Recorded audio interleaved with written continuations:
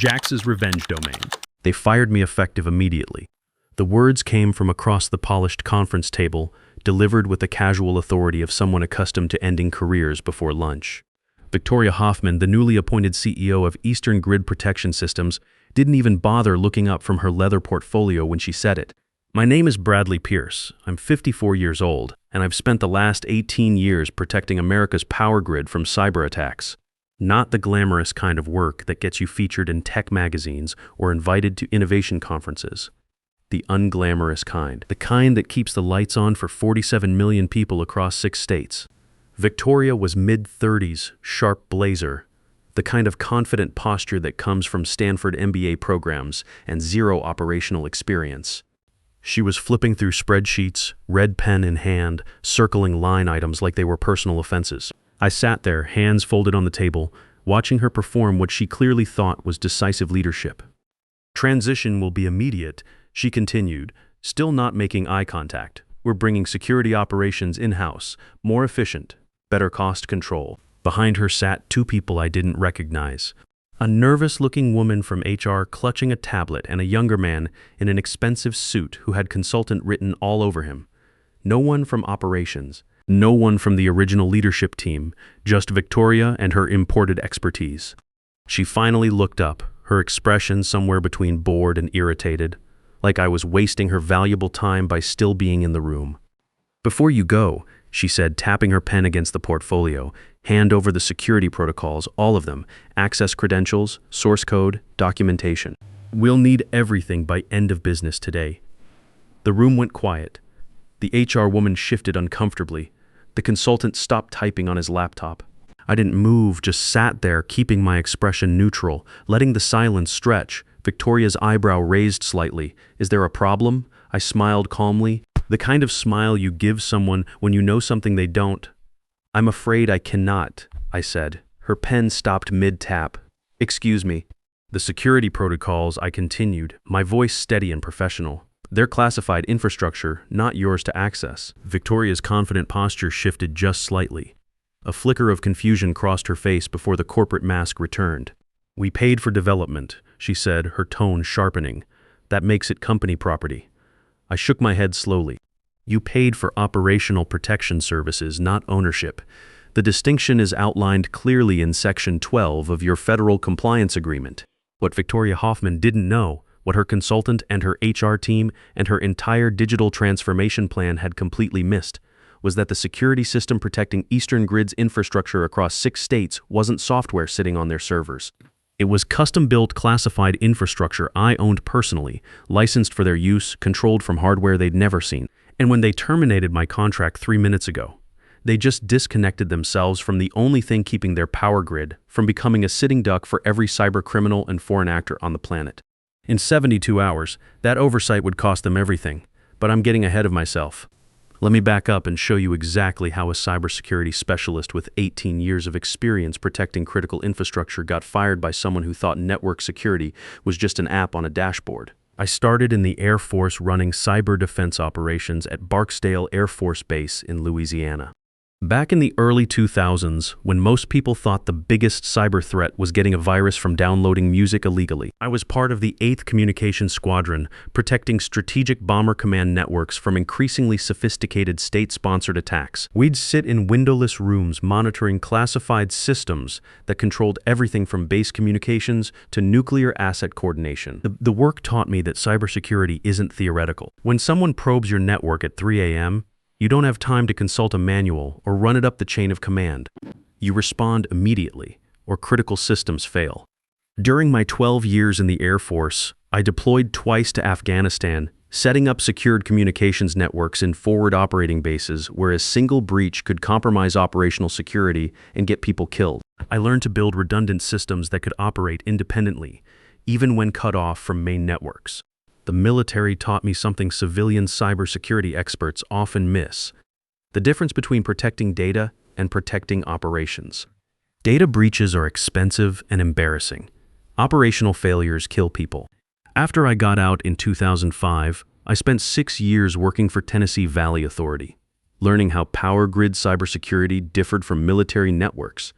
TVA ran some of the most critical infrastructure in the Southeast, When their systems went down, hospitals lost backup power.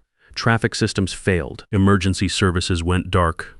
My supervisor there, a former Navy cryptologist named Roger Kellerman, became my mentor in civilian infrastructure protection.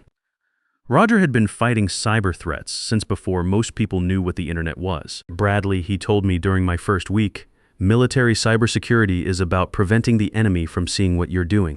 Civilian infrastructure security is about preventing the enemy from stopping what you're doing. Different mindset entirely. Roger was right. In the military, we compartmentalized information to limit damage from breaches. In civilian infrastructure, we had to maintain continuous operations while under attack.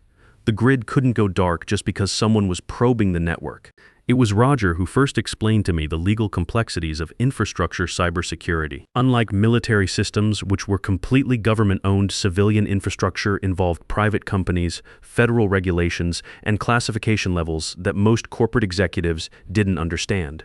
The government classifies these systems because they're critical to national security, he explained. But the companies operating them often don't realize what that means legally. They think they own something they're actually just licensed to operate. That distinction became crucial later in my career. After 6 years with TVA, I went independent. By then, I had both the military cybersecurity background and the civilian infrastructure experience to handle complex projects that most consultants couldn't touch. My first major independent contract was with Kentucky Utilities in 2011, building custom intrusion detection systems for their coal plant operations.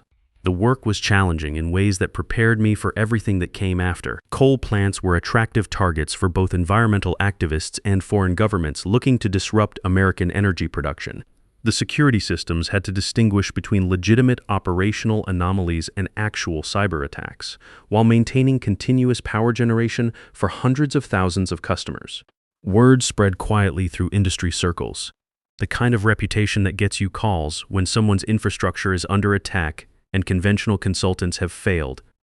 By 2015, I had built custom cybersecurity systems for utilities across the Midwest, each one tailored to the specific threats and operational requirements of critical infrastructure. That's how I ended up working with Eastern Grid Protection Systems 6 years ago. Robert Wilson, their VP of operations at the time, called me on a Thursday afternoon in March. His voice had the tight edge of someone staring at disaster. Bradley, we just had our third attempted breach in 2 months, he said. State-sponsored actors probing our control systems. Homeland Security is breathing down our necks about compliance gaps. I need someone who understands how this actually works, not another consultant who learned cybersecurity from PowerPoint slides. Robert was old school, came up through the ranks, spent 15 years in control rooms before moving into management. He understood that behind every clean dashboard and automated report, there's physical infrastructure that has to be protected flawlessly. When I walked into their main facility that first day, the vulnerabilities were immediately obvious. Outdated firewall configurations last updated in 2009. Security monitoring systems that couldn't communicate with each other. Threat detection running on default patterns that any experienced hacker could bypass. We've got 5 different security platforms that don't coordinate, Robert explained, walking me through the operations center. Intrusion detection uses one system. Threat analysis uses another. Grid monitoring is basically isolated from security oversight. Every shift change, we lose 90 minutes just trying to synchronize security status across systems. The control room looked like most power grid operations centers, rows of monitors displaying electrical flow patterns, voltage readings, and system status indicators for hundreds of substations across 6 states. But the cybersecurity infrastructure was a disaster. Patches of different security software layered on top of each other like geological strata, each installed by a different vendor who didn't understand how their piece fit into the larger protection scheme. Last month, we had Russian IP addresses conducting reconnaissance for 6 hours before our intrusion detection even logged the activity, Robert continued. By the time we identified the threat, they'd already mapped our entire network architecture. DHS investigators found vulnerability documentation in their files that was more comprehensive than our own security assessments. I spent the next 31 months building them a real security infrastructure, not some off-the-shelf package that kind of works if you bend your entire operation to fit it. Custom threat detection algorithms that learned the specific attack patterns targeting regional power grids. Intrusion prevention that actually integrated with physical control systems. Real-time monitoring that tracked every access point and adjusted security protocols dynamically based on threat intelligence. The development process required security clearances that most corporate IT departments didn't even know existed. Eastern Grid's infrastructure was classified as critical national assets, which meant the security systems protecting it fell under federal oversight. I had to work with NSA liaisons, DHS infrastructure protection specialists, and FBI cyber division analysts to ensure the system met federal security requirements. Most of the development work happened in a SIF-sensitive compartmented information facility that I built in my garage workshop. The space had to be electromagnetically shielded, access controlled, and certified by federal security inspectors before I could begin working with the classified threat intelligence data necessary to build effective defenses. Every algorithm, every detection protocol, every response mechanism was built from scratch and tested against real attack signatures provided by federal cyber warfare units. The system had to operate continuously while under attack, automatically adapting to new threats without human intervention. The hardware infrastructure was equally complex. Unlike civilian cybersecurity systems that relied on commercial networking equipment, critical infrastructure protection required custom-built hardware that couldn't be compromised by supply chain attacks or hidden backdoors in foreign manufactured components.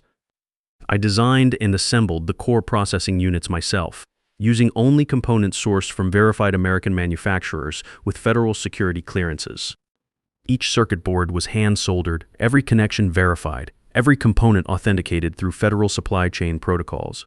The result was a cybersecurity system that existed nowhere else in the private sector. Real-time threat analysis powered by classified intelligence feeds. Intrusion prevention that could detect and neutralize zero-day exploits before they propagated through the network. Physical security integration that could isolate compromised grid segments while maintaining power delivery to unaffected areas. The contract was crystal clear because I'd learned this lesson the hard way years ago working with smaller utilities that tried to claim ownership of systems they didn't understand. They leased operational protection services from my security infrastructure. I retained complete ownership of all source code, algorithms, classified protocols, and the physical hardware that made it all work. Robert signed without hesitation because he understood the difference between using something and owning it. For 6 years, everything ran perfectly. 0 successful breaches, not even close.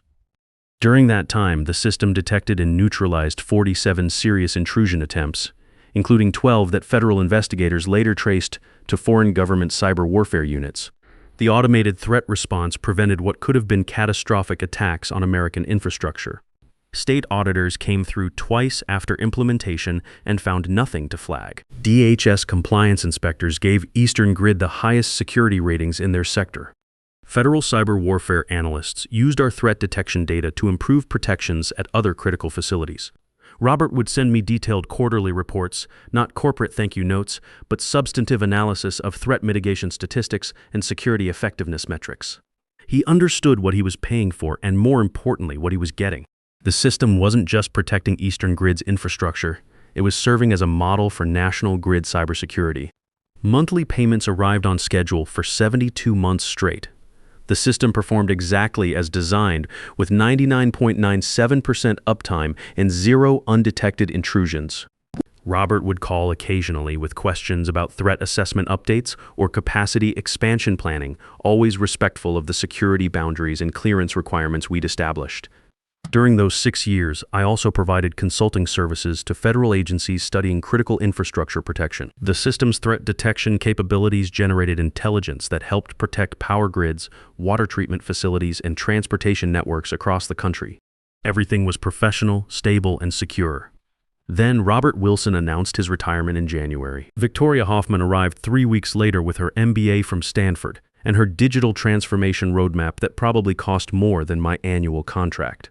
Her first communication wasn't a greeting or introduction. Subject line: legacy vendor cost analysis. The email was pure corporate optimization language about recurring expense structures and operational dependency reduction. My invoice hadn't changed in 6 years. Same amount, same service level, same scope of protection. But Victoria saw a line item on a budget sheet and immediately assumed there was fat to trim. I replied professionally, attaching the original contract and a summary of security performance metrics over the past 72 months. 0 breaches, 0 downtime, 0 compliance violations, perfect federal audit scores, threat neutralization statistics that exceeded industry standards by 400%. Her response came back within 90 minutes. Need to schedule comprehensive review of all external security dependencies. Please prepare full documentation for internal evaluation of operational systems. Operational systems? That phrase told me everything I needed to know about Victoria Hoffman. She was the type who thought complex cybersecurity infrastructure could be understood by reviewing slide decks and reading executive summaries. I started preparing not documentation for her evaluation, but the contingency plans I'd need when this conversation went exactly where I knew it was heading. 4 days later, the email arrived that confirmed my suspicions. Subject line: Security Architecture Documentation Request. Victoria wanted a complete copy of the security protocols for internal assessment and potential transition planning. She didn't want to review our service agreement or understand the federal classification requirements. She wanted to take my classified system and eliminate the monthly payment. I sent back a response that was technically accurate and deliberately unhelpful. Happy to provide all materials included under your current protection license. Then I walked out to my garage workshop, sat down at the master security console I built specifically for Eastern Grid's system, and started preparing Victoria Hoffman's education in the difference between access and ownership. The workshop contained $2.3 million worth of custom cybersecurity hardware, all of it built to federal specifications for protecting critical national infrastructure. Electromagnetic shielding in the walls, biometric access controls, classified communication links that connected directly to DHS threat intelligence feeds, and NSA cyber warfare databases. Victoria had no idea any of this existed. She thought cybersecurity meant software running on company servers, managed by internal IT departments using commercial tools. 3 days after my documentation response, another email landed. Subject line: Intellectual property clarification. Victoria wanted written confirmation that all operational security protocols belonged to Eastern Grid Protection Systems. She was preparing to terminate my contract and seize control of classified federal cybersecurity infrastructure like it was office equipment.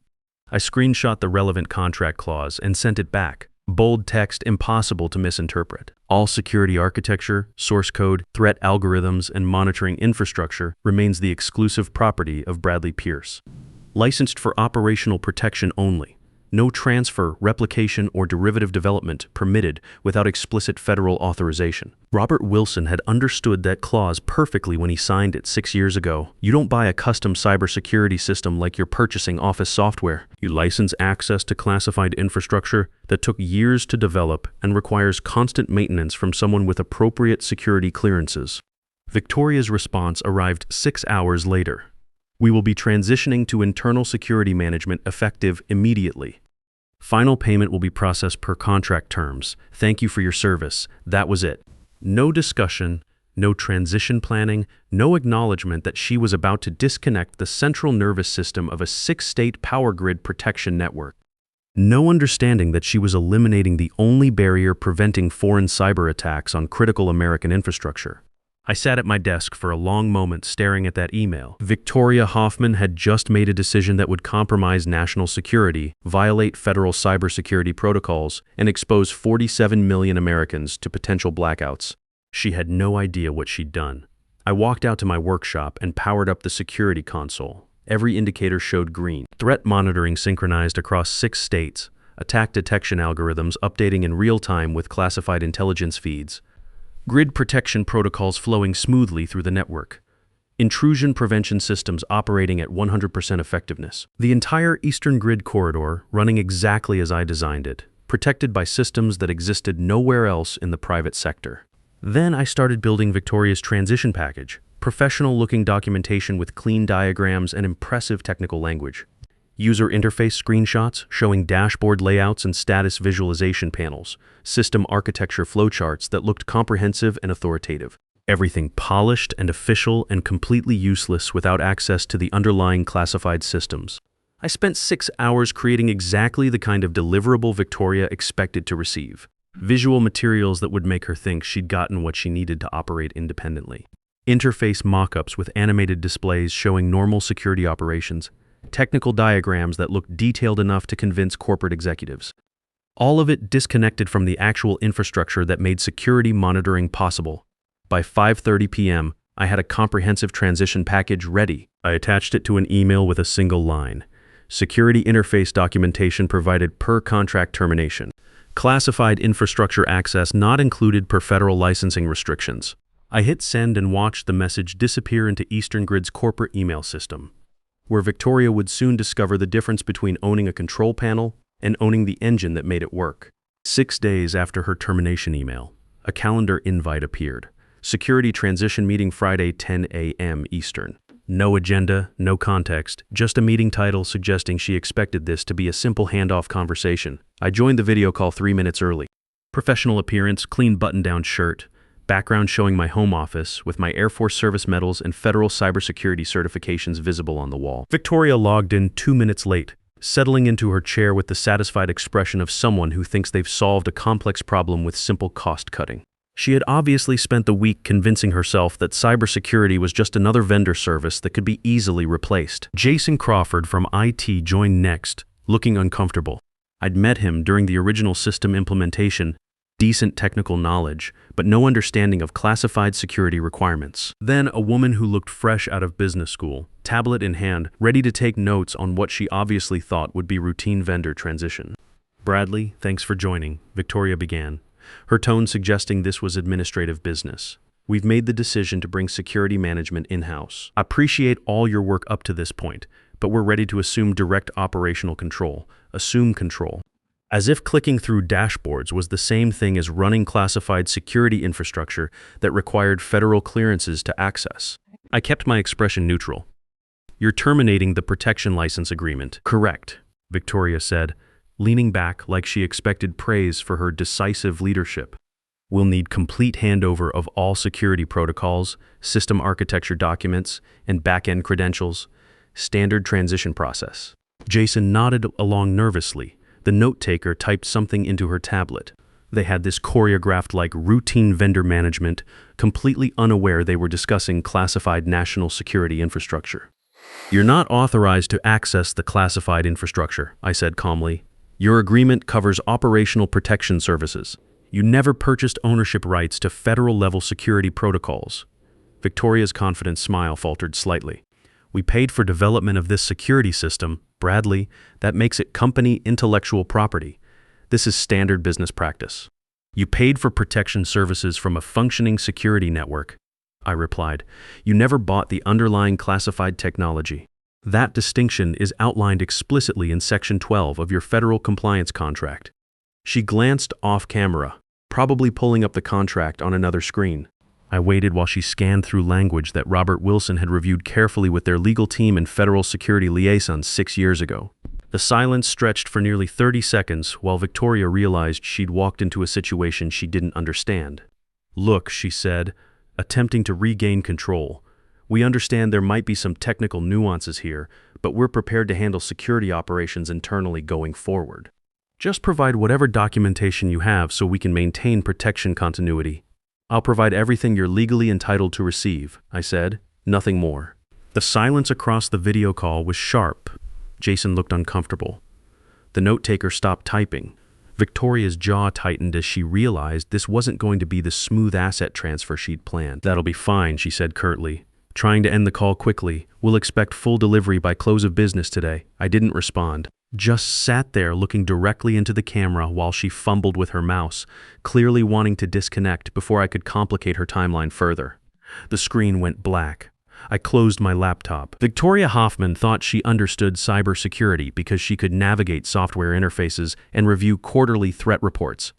She had zero comprehension of the classified hardware, the federal protocols, the specialized clearances, or the operational knowledge required to keep it all functioning. She was about to get an expensive education. The next morning, I drove to Harbor View Cafe like it was any other Friday. Small place on the water, good coffee, quiet corner booths where you could work without interruption. I'd been coming here for 4 years. The owner, Carol Mitchell, knew my order by heart. I opened my laptop and brought up the master security console interface. Every indicator glowed green. Threat monitoring active across 93 critical infrastructure points spanning 6 states. Real-time analysis of 1,247 potential attack vectors. Grid protection algorithms cycling efficiently through 38 major substations. Everything Victoria Hoffman thought she now controlled was actually flowing through the classified hardware sitting in my garage workshop 15 minutes away. At 9:47 a.m., my phone buzzed with a text message from Victoria, having difficulty accessing Security Management Interface. Please provide admin credentials immediately. I stared at the message for about 15 seconds, then deleted it without responding. At 9:52 a.m., I toggled the master security relay switch. The map on my screen froze instantly. Every green indicator went gray, real-time threat feeds dropped to 0. Attack detection stopped mid-cycle. The entire Eastern Grid Protection Network just stopped monitoring. The system didn't crash or throw error messages. I designed it to disconnect gracefully. No alarms, no warning indicators, no dramatic shutdown sequences. Just clean separation from all operational security control. For the first 12 minutes, nothing appeared wrong to casual observation. Dashboard displays still showed green status indicators from cached data. Security analysts looking at their screens would see normal threat patterns and grid status reports from the last successful update. But underneath, nothing was actually monitoring anything else. At 10:04 a.m., I watched through my federal monitoring access as the first probe hit Substation 7 in Virginia. A basic vulnerability scan from an IP address in Belarus that should have triggered immediate countermeasures and federal notification protocols. Instead, it ran undetected for 4 minutes before the automated logging system even registered the intrusion attempt. No real-time analysis, no adaptive response, no escalation to human oversight. At 10:18 a.m., a more sophisticated attack began testing firewall configurations at the Maryland Interconnect facility. Advanced persistent threat signatures that normally triggered immediate federal cyber warfare unit response. The threat assessment algorithms weren't running. No classified intelligence correlation, no attack pattern matching, no protective protocol activation. By 1:25 a.m., my federal security clearance gave me access to watch what Victoria's team couldn't see. 3 separate foreign IP addresses conducting coordinated reconnaissance of Eastern Grid's network architecture, all undetected by systems that should have immediately blocked their access and alerted DHS cyber threat analysts. At 10:34 a.m., the first confused email arrived. Subject line, quick question, threat detection lag. Hey Bradley, seeing some weird delays on security alerts. System showing green but manual checks aren't matching. Can you take a look when you get a chance? Thanks, Matthew Barnes. Matthew was one of their senior security supervisors, former Navy cybersecurity specialist with good instincts. He'd figure out what was happening eventually, but right now he was just seeing symptoms without understanding the cause. I didn't respond. By 10:48 a.m., the emails were arriving every few minutes, attack signatures not updating, intrusion detection showing offline status. Federal compliance monitoring completely dark. Multiple systems reporting communication errors. Still polite. Still assuming this was some kind of technical glitch that could be resolved with a quick phone call. At 10:53 a.m., my phone started ringing. Unknown number with Eastern Grid's area code. I let it go to voicemail. Then another call from a different extension. Then a third. The panic was beginning. By 15:30 of 4:15 a.m., the situation had deteriorated significantly. 7 active cyber intrusions across 3 states, all invisible to Eastern Grid's operational security systems. Grid monitoring showing normal status while potential attackers mapped network vulnerabilities in real time. My federal access allowed me to watch foreign cyber warfare units collecting intelligence that should have been impossible to obtain. Attack vectors being cataloged. System vulnerabilities being documented. Preliminary infiltration attempts testing defensive responses that weren't there. And somewhere in a corporate office, Victoria Hoffman was probably staring at user interface screens that still showed everything functioning normally, wondering why her security team was reporting complete system failure. At 11:22 a.m., an email arrived with red priority flags. Subject line, urgent complete security monitoring failure, multiple undetected intrusions, federal compliance violation in progress. DHS Regional Security Office, demanding immediate explanation. Need emergency support ASAP. The corporate politeness was cracking. They were starting to understand this wasn't a minor technical issue. I closed the email without reading the rest and checked my secure federal communication channels. DHS, Cybersecurity and Infrastructure Security Agency, had logged the compliance violation. FBI Cyber Division was requesting immediate status reports. NSA Infrastructure Protection was conducting emergency threat assessment. Victoria's cost-cutting decision had triggered a federal cybersecurity incident. At 11:36 a.m., the phone rang again. This time, the caller ID showed DHS Regional Security Office. I declined the call and watched it roll to voicemail.